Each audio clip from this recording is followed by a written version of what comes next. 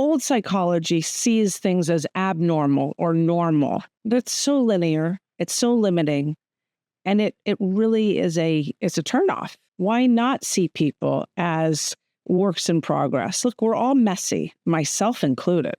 In Western societies today, we typically frame our goals in individual terms. We want to be happy, healthy, wealthy. Even relationship goals are studied and pursued to the degree that they benefit us as individuals. But pursuing any truly big goal really requires collective action. Building a business, pursuing change through government, or making an impact in the community requires functional and highly adaptive teams. And when building teams, individual thinking only brings us so far. The art and science of leading teams has fascinated politicians, captains of industry, and community leaders for millennia. Today, these things are studied in somewhat dull disciplines like organizational behavior or human resources in business and political science faculties. But any business owner or leader will tell you, they're actually super important and really difficult to acquire.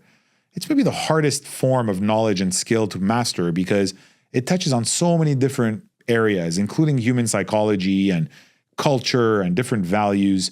It's really an endless treasure trove of surprises and difficulties. I had the pleasure of interviewing a legitimate modern-day master of this field who brings a really unique spin on it, VaynerMedia's Chief Heart Officer, Claude Silver. We talked about a wide range of topics, the difference between a group and a team, how to navigate different cultural and generational values, the limits of different styles of leadership, why being empathetic is ultimately not about people's feelings, how to have really hard conversations, and much more. Her practical knowledge on how to build fun, empathetic, high-performing teams in the 21st century is absolutely top shelf. I learned a ton from her that I still try to put into practice as I build my teams at Pinto Legal and around various projects of mine. Anyone with big goals or who wants to create better teams will benefit from this one. I hope you enjoy it. This is my conversation with Claude Silver.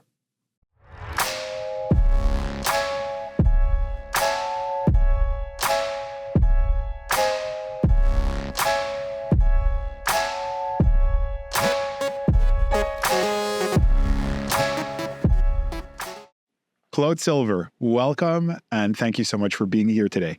It is a joy to be here. Thank you for having me. Awesome.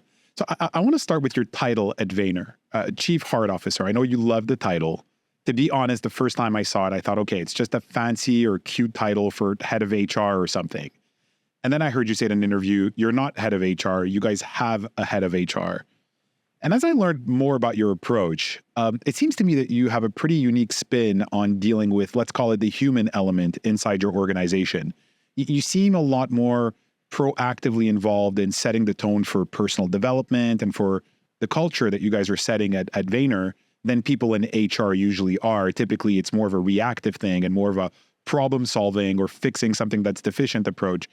I don't think there's really an equivalent in the standard corporate org chart for Chief Heart Officer. Maybe we can start by you describing in your words how you define your role as a Chief Heart Officer and why you think other organizations may benefit from a similar role. Wonderful, wonderful. It is the best title in showbiz. I will say that. I would still be me without the title and still be doing what I do, what I love to do, which is being with people, which is showing up for people, which is really training people, teaching people, leading by example so that people can also understand how to show up for themselves and how to show up for others.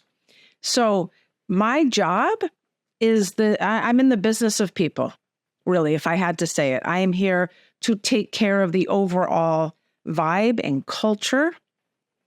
And I am here to take care of, at the micro, the individual people and helping them understand what's blocking them from getting to the next level, helping them through feedback, understanding that they might want to move sometime. They might want to get married. This might not be a forever job. This might be their first job.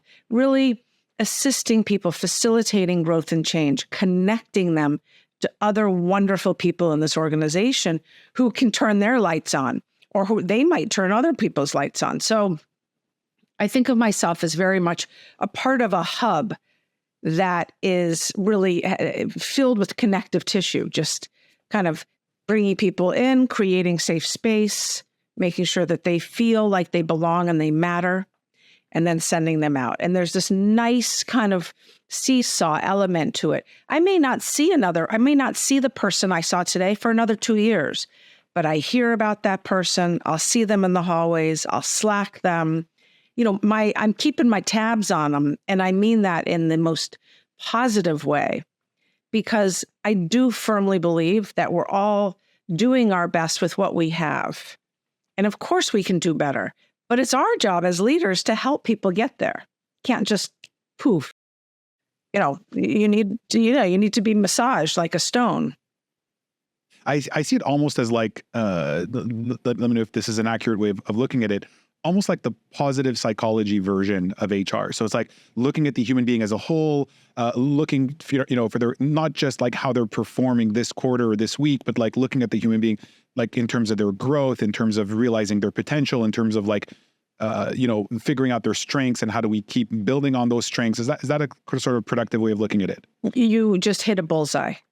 First and foremost, you mentioned positive psychology, which is a study of mine and one that I think needs to be populated into the masses, just like this type of role, just like this type of care.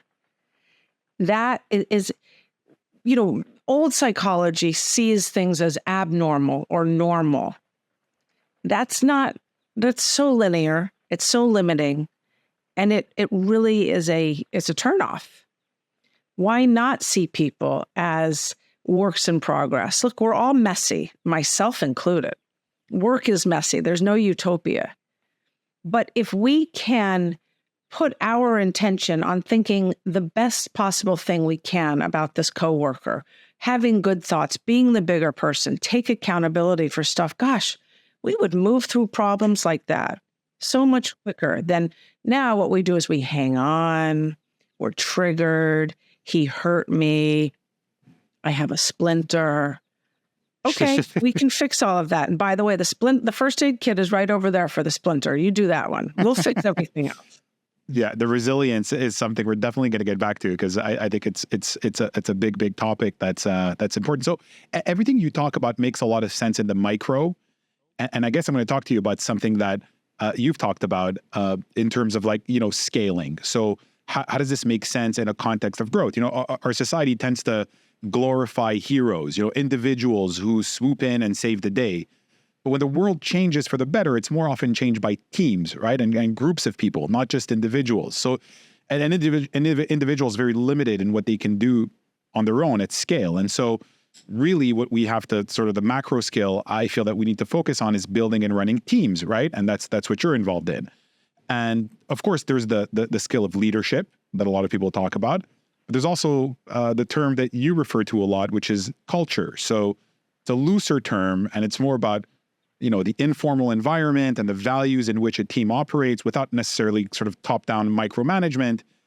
And it's a tremendous challenge to build this and maintain this as an organization grows, right? So that's what you refer to a lot as like, we're trying to scale the unscalable. You guys at Vayner are super committed to growth and speed. You talk about hustle a lot. You talk about, building an empire.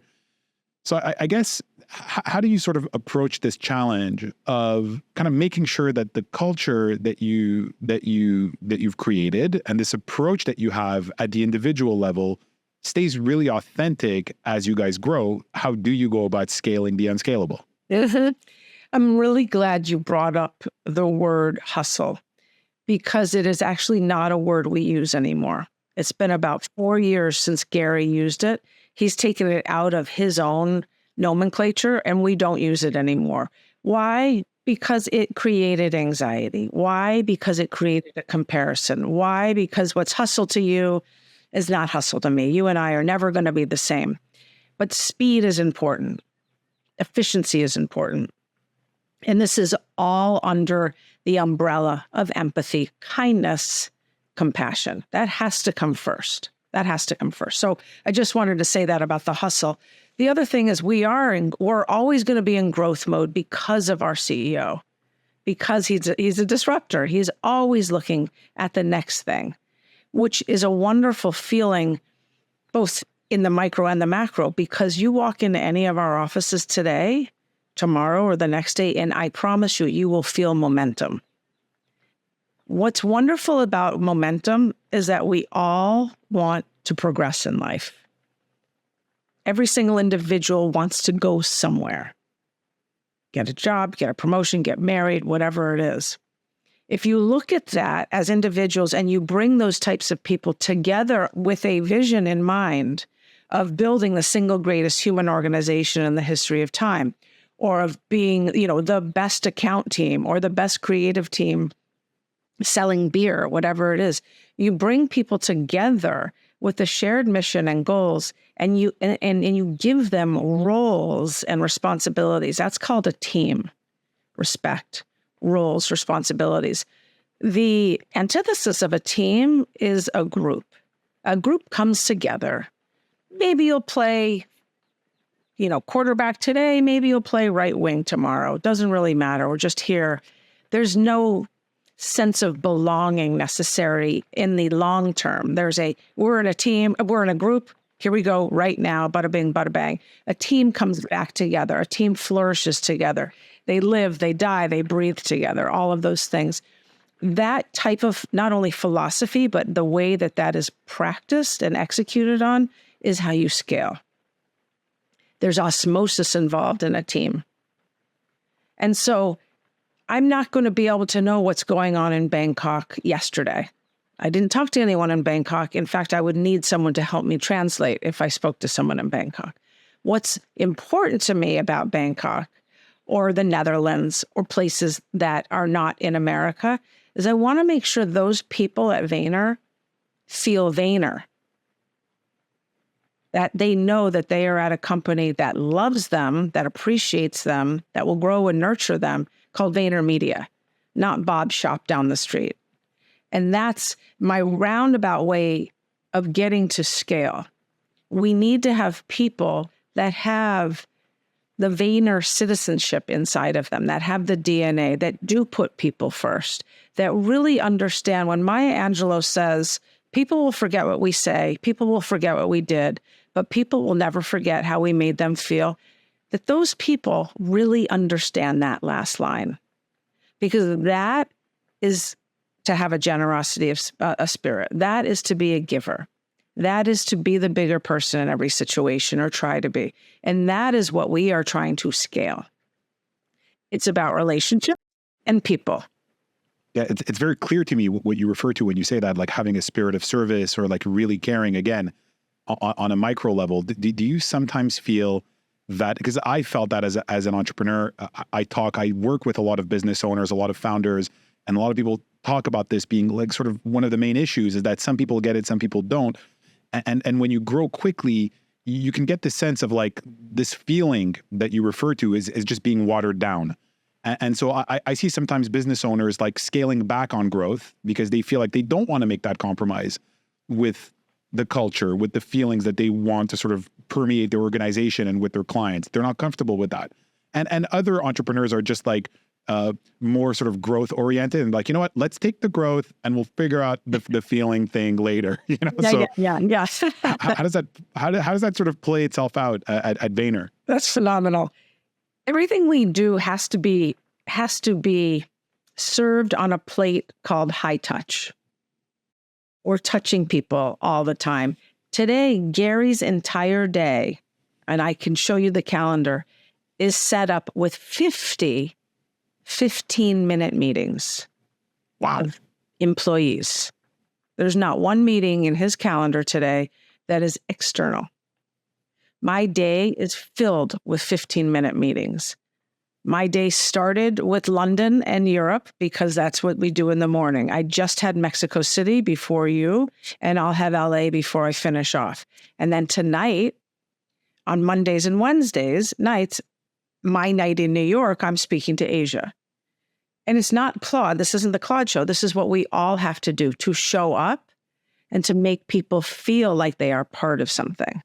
It is called high touch. It is called accessibility and availability. By no means is it utopia at all, but I will tell you with my hand on my heart, we do a really good job.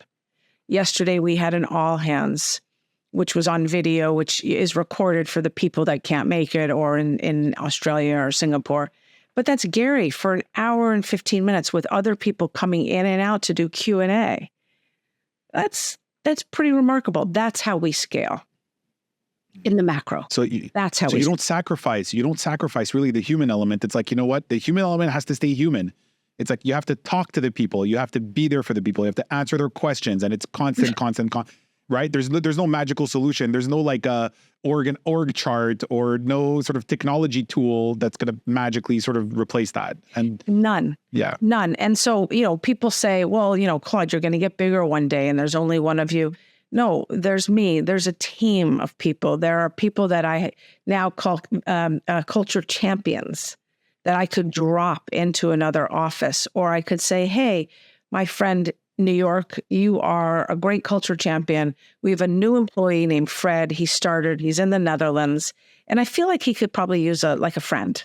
Would you mind finding 15 minutes with him? I'll introduce you all, So it's the accessibility, and it's the remembering that everything is about people and relationships. And while we are growing an empire, building an empire, it is called the honey empire. It's not the empire of honey. We call our culture internally the honey empire. Honey, people first, how we make people feel, showing up, being that person that other people want in the room. That's honey. I love that. I love the tactile, hands-on, very much human aspect of that answer. So you touched on two themes that I feel sometimes people can sort of experience as maybe conflicting, or maybe sometimes sort of coming in opposition. And that's empathy, and it's also having really, really high standards. So it's very clear that you guys care very much about empathy. It's one of your core values. The empathy wines, right? How the Vayner family the wine company got started. So caring for others, kindness, putting people first, all of this stuff is obviously very, very close to your heart and something that you guys really care about. And sometimes empathy is misunderstood as like just being nice and agreeable, even if that means kind of being a pushover or tolerating a lack of standards. You guys operate in a very cutthroat business, the agency business. You clearly maintain very high standards for your clients. You even said this is not a place for the faint-hearted, right? So being a successful agency, in order to keep growing, there's no other way. You guys have to keep delivering results, right? So how do you sort of frame the place of empathy and putting humans first in a culture where performance and having really high standards is critical to growth and to the continued success of the firm? Empathy is a feeling. The action and the output of empathy is kindness and compassion. We learn that when we are 2 years old, 3 years old, 5 years old. We learn what that's like. And we hope that that never leaves us, right? It is how we treat our children. It's how we treat our family. Yes, we go into the office and then we put up armor, and that's a whole nother story. But there's no one out there that has said you cannot have an empathetic growth mindset culture and be ambitious and successful. And in fact, we are in the advertising world. And how in today's day and age are we going to get in front of that cohort, that niche cohort, with empathy? By getting into their culture, by listening and watching their comments on social to see what they're saying, and then to become part of that conversation. That is called showing, that is called showing up, but that is also called understanding the other person, being a passenger with them, which is what I consider empathy to be. So if I'm going to insert myself, I'm a brand, and I'm going to insert myself into a cohort of soccer players, well, I better do that with some integrity and authenticity. I better really, understand what it is you're talking about and understand how I can show up there. That's empathy. How I can show up to serve you, to be with you, to make you laugh, to make you cry, whatever that is. The other thing I want to say is we put our people first. We could put our consumers second and our clients third. And that's a very, very, very big switch from Madison Avenue advertising. Not that we don't... Can you explain that? Not that we don't go deeper in that. Care about our clients. Of course we do. But we are in the business of taking this loaf of bread, Mr. Client, and getting it in front of different populations so that we can increase sales for you, Mr. Client. So we don't really care that much about you. We're trying to do something with your product, getting people to buy it. It has nothing. So your client's client, you're thinking so far as like you're really focusing on your client's client. That's right. Serving them. That is right. That is right. We're finding the right audiences, not broad. That's TV. We're finding the right audiences in these macro cultures, cohorts, that are going to accept this bread company coming into their space. And that is a delicate dance because, it's the TikTok world. It's less than a second. You have less than a second to get someone's attention. So you really need to get it right. And you don't get it right. That's the greatest thing about social is that it is an instantaneous focus group telling you exactly where you messed up and exactly where you hit it out of the park. And then you, in real time, can go tweak it. You have to be able to take the hard feedback because it comes really fast. Yes. Yeah. So I love how you sort of spun that question and you started talking about, empathy of different stakeholders, right? So having empathy and caring for actually different stakeholders. So you've got your people, you've got your clients, you've got your clients' clients. And I love how you guys rank ordered that. I think that's really useful in an organization when you can create that kind of hierarchy because it just sort of creates a little bit of instant focus for everybody and kind of speeds things up a little. It's like, okay, guys, this is what we really care about. This is where the focus is. This is where the energy is. And I find that something that's a little bit different about when I listen to you talk and when I listen to a lot of people, organizational behavior folks or HR people, is that you don't strike me as a technician of that field. I think your background was also in the agency business. You were responsible for delivering work to clients. Yes. And so that gives you a different perspective, I find, than a lot of folks that sort of, I guess, went up the ranks or studied the discipline and then started practicing it. Is that fair? That is, again, another bullseye. Because I've been on that floor, working late nights, working on pitch decks, working with teams, getting terrible feedback, being fired from clients. I know what it's like. And it is not for the faint of heart. It is very, very true, like I said.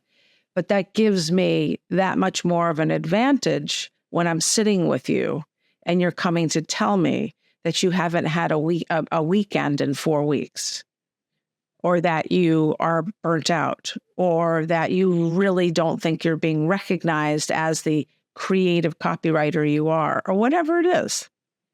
I understand. And if I don't understand, I'll ask. Can you tell me more about your day job? A lot of times what I say to people in these conversations I get into, especially if they're new people I haven't met yet, is how did we find you? I just want to make people feel so seen and so important. Fred, how in the world did you get here? How did we find you? Like, you are the rarest gem of all.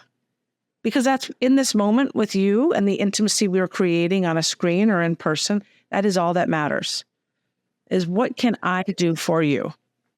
And that's an interesting perspective because I think some people will hear that as like kind of sweet talking or as just kind of like nice, like being nice. But it's technically speaking, the journey of every individual is unique. The story of how they connected with you is kind of unique. I mean, in their universe, in their world, in their N of one, this is their job right now. This is their only job. They could be working at 20 other places. They're not. They're working with you. So it's a unique step in a unique journey of an actual individual. And I find that in the corporate world, what a lot of us, what turned a lot of people in my generation off from the corporate world and onto entrepreneurship is the fact that we were being sort of handled as replaceable cogs in a big machine, right? And it sort of didn't matter. Like me as a lawyer, it's like, okay, now you're a first-year associate. These are the things you do. Okay, now you're a second-year associate. This is what you do. Now you're in this department. This is what you do. There was no recognition of the sort of unique journey of the individual, which is a fact. I mean, it's not just trying to sound nice or trying to say like you're special. You're not special. It's like the saying, you're special just like everybody else, right? We're each unique in a sense, like, okay, we got to water that down against looking forward to sort of serving all these different stakeholders that we serve. But it's like, if you want to get down to the truth of that individual, you almost have to go down to that sort of story level for that particular individual and really connect with that. And that takes time. And that takes high touch. And it's not only the uniqueness of the individual, it's tell me what you want to do. When you were a kid, what did you want to do when you grew up? Like, that's a great question for me to ask. And by the way, a great question for anyone to ask, to be curious about another person. And maybe, just maybe, I can help you with that because of who I am in the company, because of who I can connect you with. Something really magical happened today. And I'm going to take a left turn with you for a second because it is so incredible. There is a person that used to be in one of our other offices. We moved him to New York, and he does very well at his craft, and he has some challenges with people, with managing people. And managing people is a skill, as we know. So I would say he's probably batting 60. He's 60% out of 100, which we need to get him much, much, much higher. Yesterday, I ran into him and he said, I just cut my first record. Oh, okay. What is that all about? Tell me about it. Tell me about it. Meanwhile, he sends me the song. I listened to it today.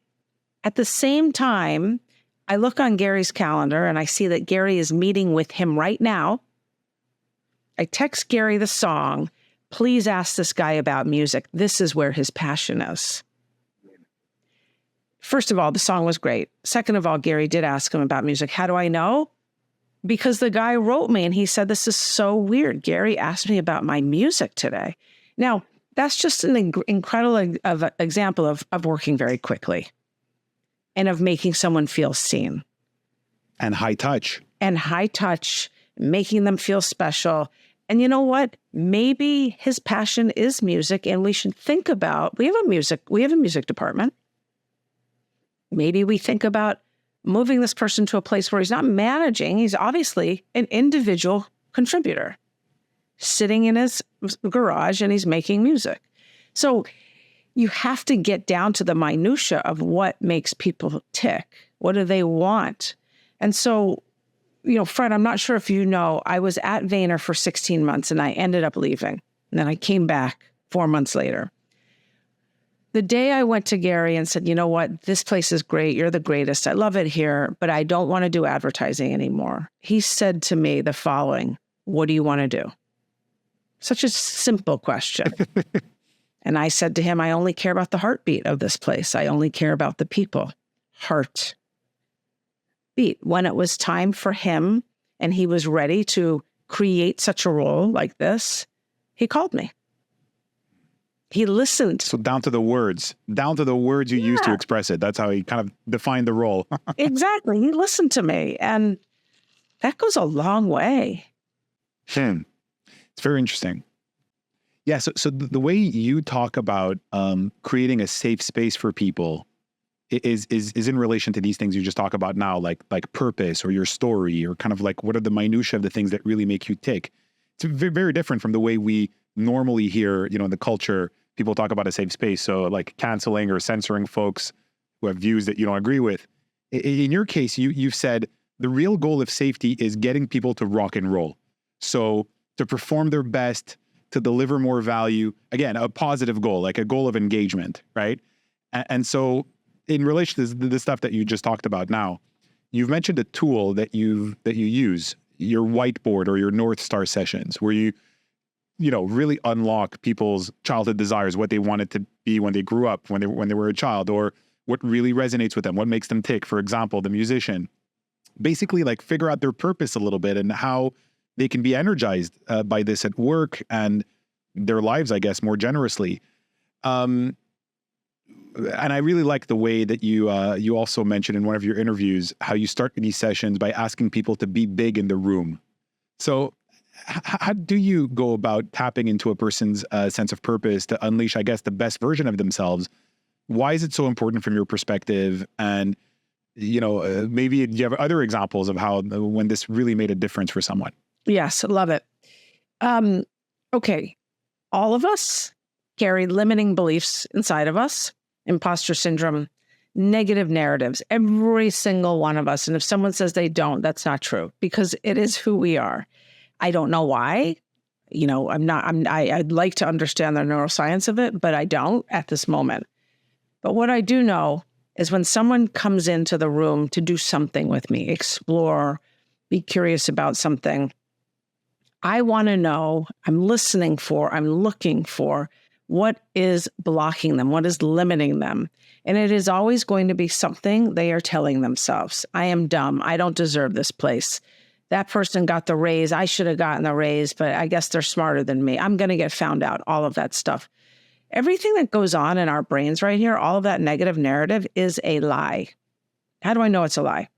Because this person comes in and they say, I'm dumb. I really shouldn't be here. I think I'm going to quit. I'm just dumb. First of all, what a terrible thing to say to yourself. But I'm sure they said a lot worse, actually, that they're just giving me the highlight. Okay, my friend, how do we know that you are not intelligent? Please tell me, because I want to write that down. Here it is. I am dumb. I don't get all of my work done on a daily basis. That is what they're coming to me to say. How do we know? I'm still waiting. How do we know you're dumb? Oh, what it sounds like you're saying is we need to help you with your energy management and your time management. You're not dumb. You just maybe get sidetracked, or maybe do things at 3:00 when you're like, I need a coffee. I shouldn't be writing a whole 50-page PowerPoint deck. Okay, cool. So that's what we know. The truth is you're not dumb. Let's work on your energy management and your time management. What do we know that is true? Give me some evidence to show me that you actually do know what you're talking about. Well, the client loved my presentation. Great. Client loved my presentation. What did your manager say in your last feedback session? Manager said, I'm tracking for the promotion. Okay. So these two things don't ladder up to dumb. These two things ladder up to high performance, but we need to help you maintain that. So I'm using a whiteboard because I'm a visual thinker, a visual learner, and I'm writing down all of these things. I'm circling the patterns for them. Why? Because it's right there on the board. Who they are is showing up in these circles. Time management, energy management, high performance. What do you value? You value this. Okay, great. If I was going to ask your team why they value, what do they say? This.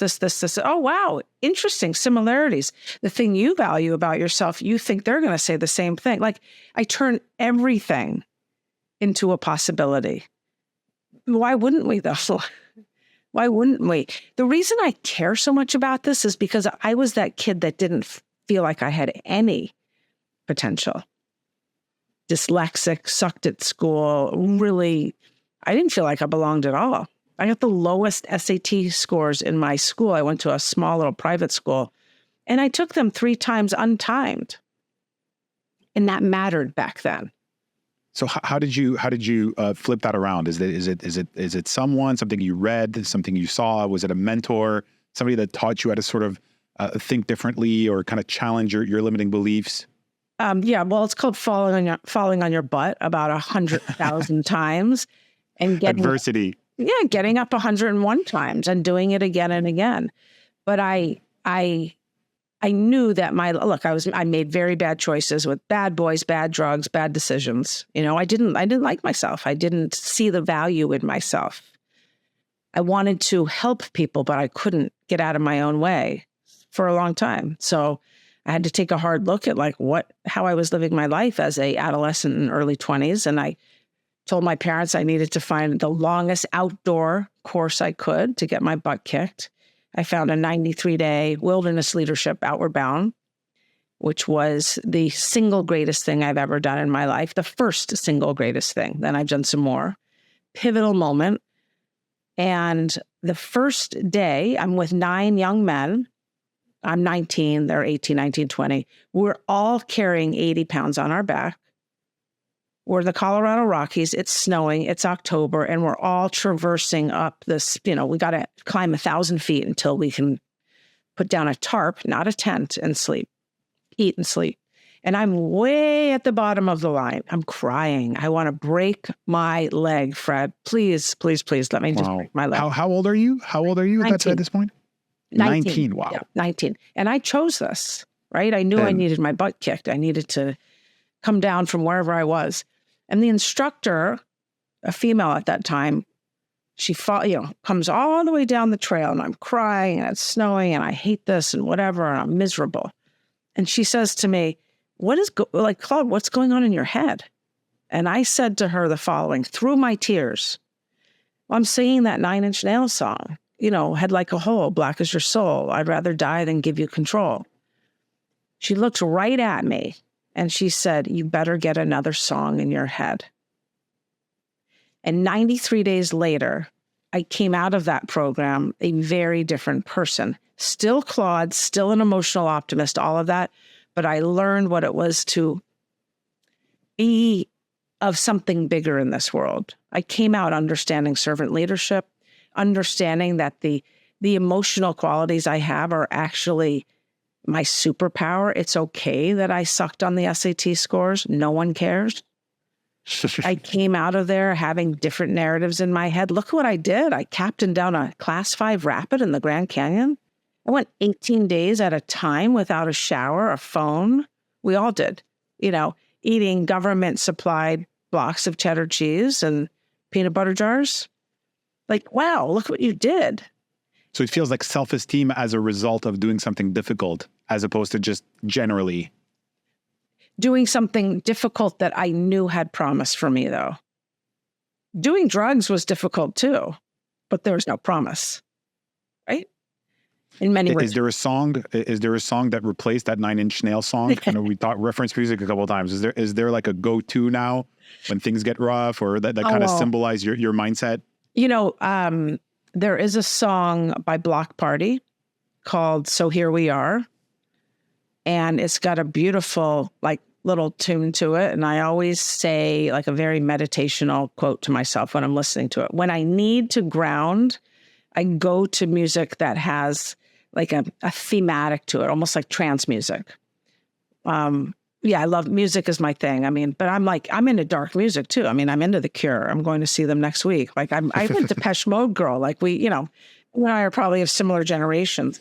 And there's nothing wrong. Fun stuff. Yeah. 9 Inch Nails is the best, but not the best to be feeding myself in a moment of torture.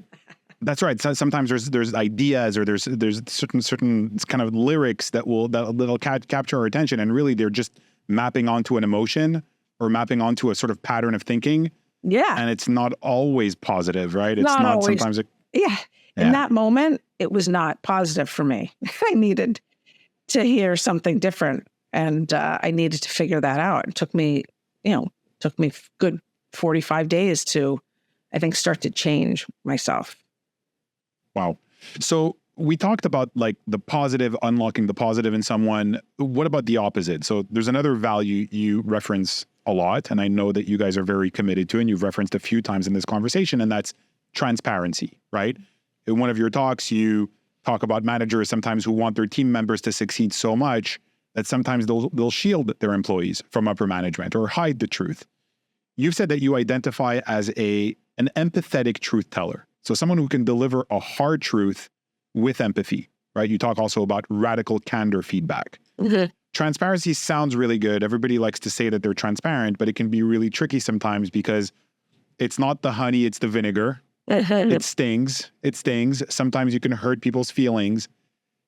How do you go about this challenge of you've got an inconvenient truth, you've got a tough truth that you've got to deliver to someone? How do you deliver that with empathy, but also not sacrificing any truth? Yep. So first and foremost, it will always be a subjective truth. If it's coming from me, it's coming from Claude's observations, and that is a party of one.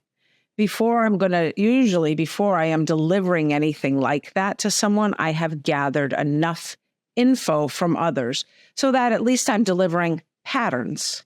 Again, subjective, from Bob and Judy and Jack and Sarah, but all similar patterns, similar themes.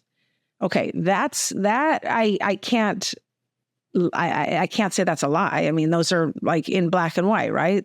You are a bully. You create a toxic work environment, blah, blah, blah, blah, blah. So what I'm going to do is enter into that conversation. Great to see you. Thank you so much for your time. This is going to be a challenging conversation. I have to share some feedback with you. These are the themes. I want to start on a high note, though. I want you to know that people do think that you are an expert at your craft. Something like that. And it's not, I'm not doing a shit sandwich. I'm literally saying like, hey, it's not all terrible. But what they're also saying, and I have some verbatims to read to you, is that you are a bully, a micromanager, and you expect people to do your work.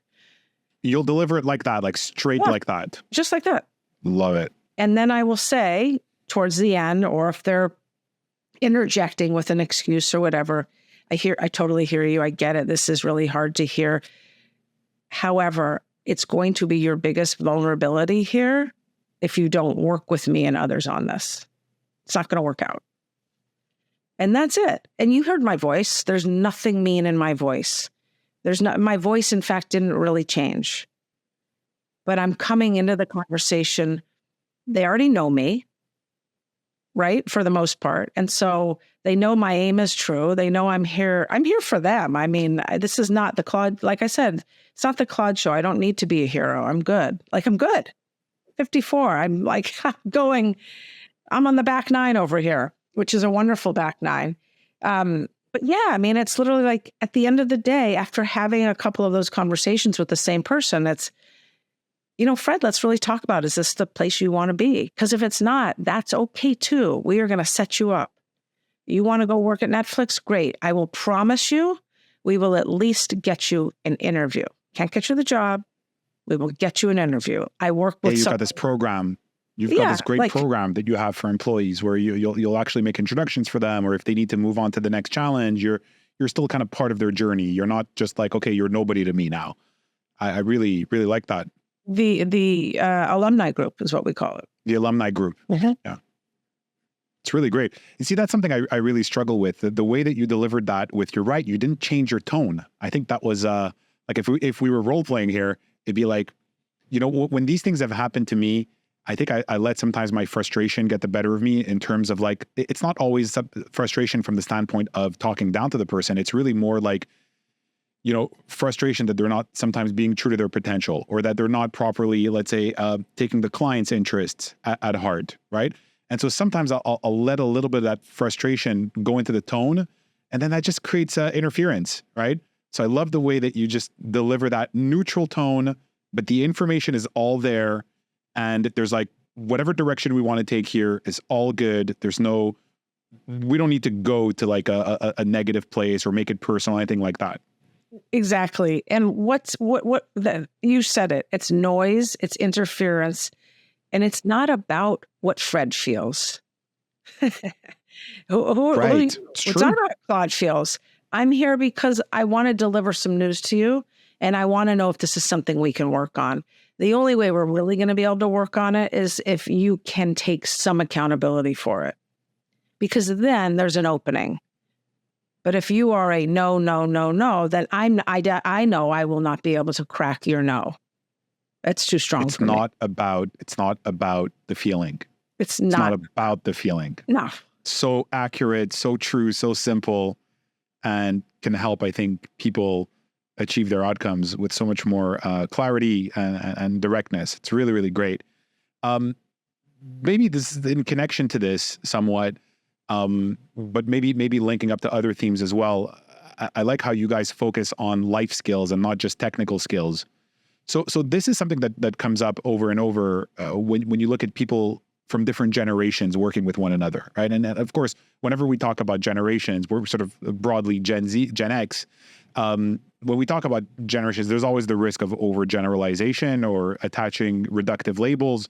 It's like the saying I heard once at a conference, I'm a millennial, I don't believe in labels, right? So like the irony of using those labels. So without generalizing too much, obviously one conclusion can cover up like millions of exceptions.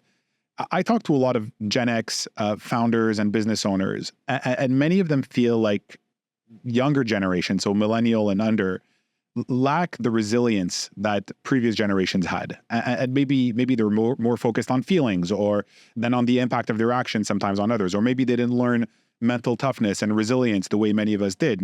Maybe part of this is growing up with a little bit more abundance and privilege. Maybe they're less focused on money and achievement than previous generations are, right? There could be some positive reasons for these sort of different emotional parameters that we have and the way that we frame work differently.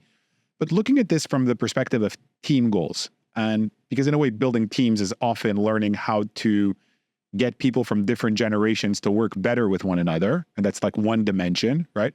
Another dimension could be, for instance, the diversity piece, which I want to get to. But this, the generational piece, I think, is really, really important, especially when you look at, leaders and people sort of coming into the organization very often will be different generations.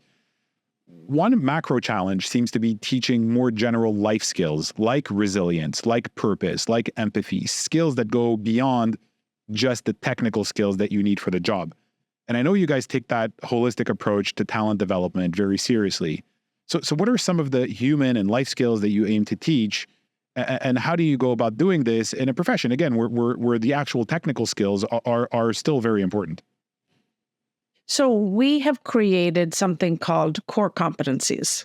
We have foundational competencies and functional. Functional are the technical, what you need to actually do the job, the skills, the chops. Foundational are more important. They're the behaviors. And we have whittled them down to 4. Leadership, communication, accountability, and growth mindset. Within those 4, are definitions of how we want you to be, what we expect of you, the behaviors in which you carry and showcase at each rung in your career. At this level, at this level, at this level, based on life skills, based on growing and developing you as a human, while we're also developing you as a technician. When I started this role 7 years ago, there are a few things I did immediately off the bat. One of them was change the way we hired and took away the phrase culture fit. Because culture fit doesn't mean anything, right? It doesn't mean anything. I like you, you have blue eyes. I like you, you like Dave Matthews. I like Dave Matthews. Cool. But I don't know if you can do the job.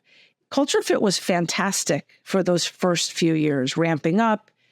It got us a lot of speed, a lot of likeness, a lot of, same. But then I looked around and we had a lot of same, not a lot of diversity, first and foremost. But second, we had gaps in what we were trying to do. So I said, we're going to hire for skill set fit and culture addition. And the culture addition, this gets to what I think we're going to talk about in diversity. The culture addition allowed us to look in different places for people that had the skills. People that might not have been, didn't grow up with Madison Avenue advertising. Maybe people that didn't even have a cell phone until they were 25 years old, whatever that is. And it really allowed us to diversify our floors. And I really, really mean that, to diversify our hallways. Go for it. No, this is really great, because just the way that you phrased that, I think you sort of unpacked confusion or a recurrent debate that people have around skill versus, let's call it representation, or you just said, no, we're looking in different places for people who have the skills. In other words, you need to have the skill, right? But I find that your way of looking at it is actually a lot more, I hate the word tolerant, because it's like, who are you to tolerate someone? Have they done something wrong that you need to tolerate them? But more in line with the spirit of diversity, because you assume that people who are coming from different cultural backgrounds and so forth can also have the skill. It's like, I don't need to make a representation. I don't need the token X from whatever group, because there are people in those groups with the skills. It's a lot more respectful and a lot more kind of, I find, open-minded and human and realistic, because the reality is there are people from all these different backgrounds who do have the skills. You don't need to water down your merit or your meritocracy or your commitment to skill in order to be a more representative organization. That is a huge fallacy from my perspective. It's enormous, and I'm glad you really stopped and talked about that, because it's not only. Well, I'm not even. I talk about diversity in a very holistic way. Of course, we need representation from people that pray to different people, deities, and religion, and political, and race, and ethnicity, and sexuality. But gosh, don't we need some neurodivergence in here too? Yes, we do. Now, you can't screen for that in an interview. Someone will come and tell you, I'm dyslexic. Someone will come and tell you, I have ADHD. You will notice that someone has a stutter. You will notice that someone is in a wheelchair. These people add tremendous value to our company because they will think very differently. The person in the wheelchair, the luxury I have to know that I can walk out a door and not have to worry if I fit through a door, that's remarkable. The things that they're going to see from their vantage point are going to help us empathize with that end user I was telling you about, the consumer. So, right. So having those concentric circles of empathy, again, caring about the end user, about the end consumer. It's like you told a story once about the Latinos at Vayner kind of like self-organized and built their own group. And now like maybe they're going to speak to the Latino consumers better, right? So it's like using diversity as an additive, right? So I like that the culture additive. It's like you have the skill, you need to have the skill. That's the baseline. We're not watering down the meritocracy. We're not like allowing sort of mediocre standard. No. Like there are people from these different groups who have the skill, number one. So that is, I find, a much more positive assumption to work with than, oh, well, maybe they don't have the skill, but we need to hire them anyway, which I think is kind of demeaning and right. It's like it hides as tolerance, but it's really kind of condescending to think that way, and not true. It's quota based. It's quota based. Quota based. The quota based. Like let's create the image of a diverse organization, but for like all the wrong reasons, like to show, like to display an image of it, as opposed to no. There are actually people from these different groups with the skills. Let's pick them on that group, and then they can bring their cultural sort of perspective to the table and add something in terms of creating value for our stakeholders. Such a much more productive way of looking at it than what you see in corporate boardrooms all around America. That's for sure. A couple of the other things I did immediately was I removed the need for a college education, because that in itself was a showstopper. That was okay, you didn't go to college, so you can't come in, or you're 25 and you went for 1 year and dropped out. But oh my God, you've been hacking, Tetris in the background here. Come and show us those chops. So removing that, which has been great, with the exception of in certain areas where blah, blah, blah. If you're a lawyer, obviously, yes, let's have you. Lawyer, accounting, yeah. But media, for sure, yeah. Yeah, media creative. Oh my gosh. You don't need a college education. You have a freaking phone, right? And the college education in America probably selects for certain things that are not even connected to skill. Like the tuitions have skyrocketed to such a ridiculous level that it's like, what are we screening for really? Like, are we screening for quality, or are we screening for wealth and income? It's very the have and the have-nots, and I don't want to work in a place with the have and have-nots. I want to work in a place where there's plenty to go around, of whatever that is. And the last thing I did was just actually the first thing I did, which was change the name to People and Experience, because I never wanted to be in HR. I didn't know what HR was. I didn't like HR. And it would be out of integrity to say I ran something that I never ran. But People and Experience makes sense to me. And so we changed it to People and Experience. And then when initially Gary and I spoke about the job, I said, look, I'm not HR. Like, I don't have the science. And he said, you will hire a strong team around you. And now I have, and someone runs it. And that's fantastic. And we are Bonnie and Clyde with one another. That's really cool. So another tension that you have, some interesting ways of reframing is work-life balance, right? I mean, everything's so fast today. People are trying to divvy up the pie in the right way. it's very hard today to reach that point of balance. So it's like, how do we reach balance? And it's like, well, maybe we don't think about it as balance. You've reframed it and you've focused on it in a more sort of tangible way. You refer to it as really, it's just about energy management, right? It's really about how much energy are we allocating to different things. And then we can be a lot more sort of practical and realistic about it, as opposed to trying to establish what the balance looks like on a sheet of paper. How do you approach the challenge of energy management, and how do you help employees kind of guide their experience through this concept? First and foremost, introducing the concept. That's the first thing, because it's a, what? What does that have to do with anything? Like, I'm managing my time by half an hour. But we're silly like that because we're expecting that you are going to be able to give 100% for 8 straight hours with maybe a half an hour lunch break. Like, that's what we assume. No one I know can do that except for Gary Vaynerchuk. It's the only person I know that can go and go and go and go and go. But most of us need a bathroom break. Most of us need to get some water. Most of us start to fade out after we have lunch, an hour after we have lunch because of whatever, and we need to walk around. Figure out where your energy is, where you spike and where you go. Because if you ask me to do something, really, at 4 o'clock on, you're not getting the sharpest Claude. From 9:30 until 3:30, you've got gold.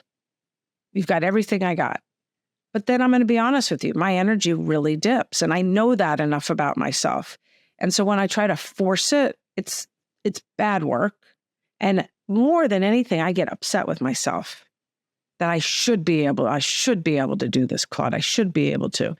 So introducing the concept and explaining to people, like that example I just went through with me, and to have people start to chart their own energy. Like, do you dip for the next week at 3 o'clock? Did you dip? Did you dip at 1 o'clock? Or are you like ready to go and you're a night owl? Cool. Well, let's get the best work out of you then in the night. So, yeah. And do you let teams kind of figure out like how that sort of like the ebbs and flows of that? So somebody like gives or somebody wants to do more creative work in the afternoon. Somebody likes to really attack it in the morning. Some people like work at night. Do you allow teams, as you guys are growing now? What's your head count now? You guys are like over 2,000. like 2,000. My God. Yeah, 2,000. Yeah. You're not joking. You're not joking with this growth thing. Do you allow sort of like a decentralized people to figure out at the team level? You guys figure out what works, right? Like you'll get work to this. Yeah. I mean, you're not going to get any micromanagement from me or from Gary. How could I possibly do that? I know nothing about your rhythms, But on a team, you guys have to shimmy and shake. You're all going to have to work together at some point. So talk to one another. And for managers and leaders, we must empower people to open their mouths and say, I have therapy every Thursday, right? That's a big deal. Back in our day, you and I never would say we had therapy or a doctor's appointment or a dentist appointment. We had to pretend we were perfect robots. We were good robots. There was nothing broken with us. That's it. But to keep that image up. Yeah. And then, oh my gosh, maybe we'll skirt out of work at 5 so we can get to the dentist, for crying out loud, right? Before it's an emergency. Like, it just is such a very, very different time. And now we have, back to the 5 generations in the workforce, we have the boomers who just put their heads down. There were us. We were thought to, Generation X was thought to be lazy, but we actually have put our heads down as well. I think there was some resentment from boomers because they came out of a very strange time in America for sure. And then we have, the helicopter kids and the Gen Zs who are phenomenal, wonderful. You and I are going to be working for them in very short time, who are passionate and who talk a lot. And they expect all of their needs to be delivered in the workplace. And that right there is not only the punchline, that's what we have to be awake to. All of their relational needs, all of their therapeutic needs and wellness needs, all of their growth needs, all of their friendship needs, everything. That's what they're expecting. And so we need to be mindful of what we can. Claude, do you think that's a function of an overemphasis on the centrality of work in life? That's a more general question, but Do you think it's ultimately tenable for somebody to get all of their needs met, like their intimacy needs, their emotional needs, their creative needs? Are we expecting too much from work? I know that, yes, of course, the challenge is for the workspace to sort of adapt itself and to be a lot more holistic and to touch all of these different elements of the individual. But we used to have like this work-life split because we did not expect work to fill certain needs, and we had family and friends and hobbies and so on and so forth. Is this, do you feel like, I feel like as you were sort of painting that picture, I was like, are these kids maybe expecting too much of the workspace? That it was like, have a life outside of work too, right? Oh yeah, of course, of course. But we've opened the door for that. The pandemic opened the door for that. And there's nothing wrong with that. We just need to course correct to a point. Emotions are allowed in the workspace. You and I didn't show emotions in the workspace because they weren't allowed back then. They are allowed. What we ask for and what we try to teach in every single way we possibly can is the self-regulation of emotions so that you're not spewing and causing chaos and freaking people out. You're having a bad day. You need to go cry. Okay, let's talk about it, go home, whatever. But like at the end of the day, we are working here. This is a business. We have a P&L, and that is the truth. And you can bring yourself to work. All of these things can be true. All of these things can be true. But I love the way you blend. I love the way you blend all these things together, because you'll talk about the importance of, the emotional aspect and being open and all that. And at the end of something, then there's just that New York. It's like, okay, yeah, but right.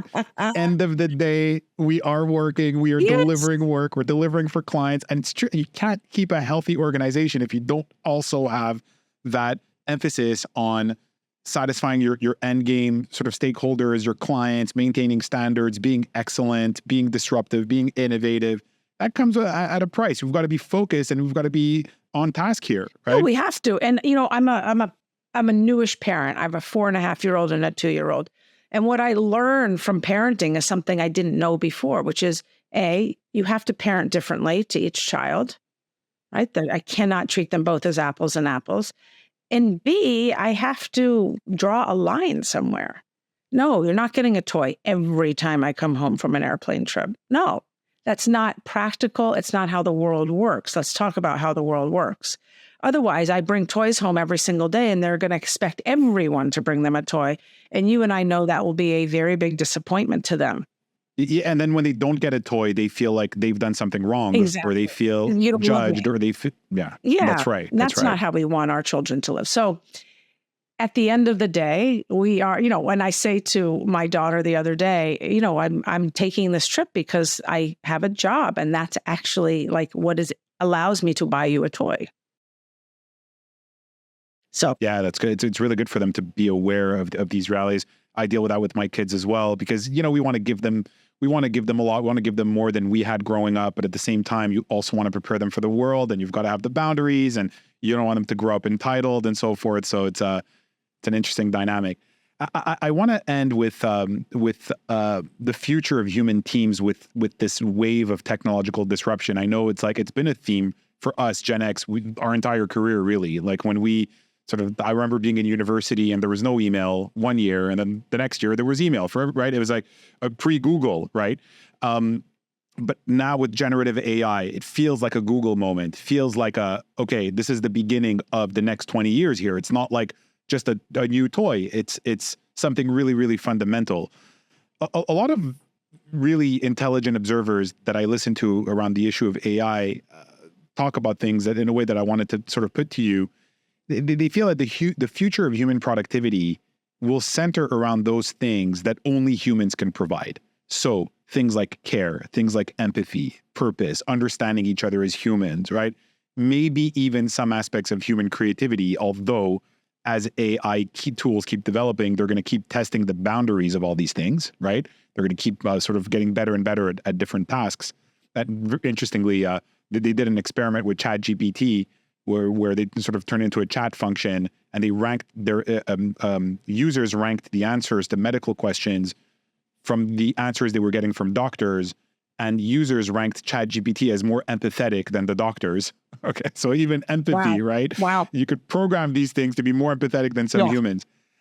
I feel like you're uniquely positioned to comment on that, seeing sort of the hard deliverables on the agency side, but also the heart, the empathy, the holistic human development at work, right? That really work in life is all about.